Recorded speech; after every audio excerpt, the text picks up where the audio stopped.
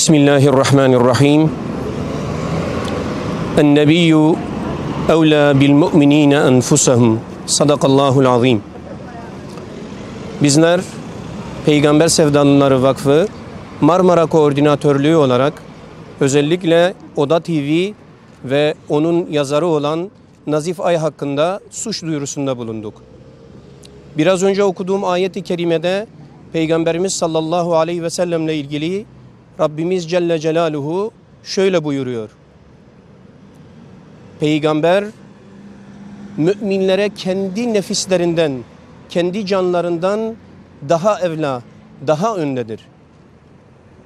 Yerli Charlie Hebdo'ların kalkıp da Peygamber Efendimiz'e hakaret etmesine asla izin vermeyeceğiz ve bunun için gerekli bütün hukuki yolları kullanacağız. Önce bizler bu yolu açtık ama bundan sonra diğer bütün kardeşlerimizin, bütün Müslümanların bu konuda duyarlı olmalarını, bunun için gerekirse en yakın savcılıklara giderek suç duyurusunda bulunmalarını ve bir daha böyle şeylerin olmaması için gerekli önlemlerin alınmasını da biz hükümetten talep ediyoruz.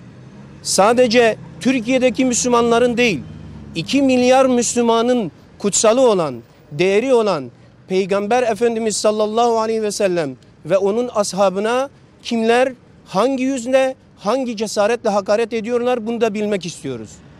Dolayısıyla biz bütün Müslümanları bu konuda duyarlı olmaları ve şikayette bulunmaları için de öncülük ediyoruz. Onları da bu konuda hassas olmaları için hem uyarıyoruz, hükümeti de bu konuda en kısa zamanda görevini yapmak üzere iş başına davet ediyoruz.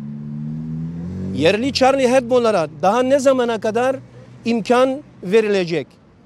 Bunlar kimler ve nereden destek alıyorlar da 2 milyar Müslümanın kutsalına hakaret etme cesareti gösteriyorlar. Bizler sadece Oda TV ve Nazif Ay değil, yeryüzünde ne zaman ne şekilde olursa olsun peygambere ve onun ashabına hakaret edilirse buna asla müsaade etmeyeceğimizi bildirir ve bunu tüm dünyaya deklare ederiz.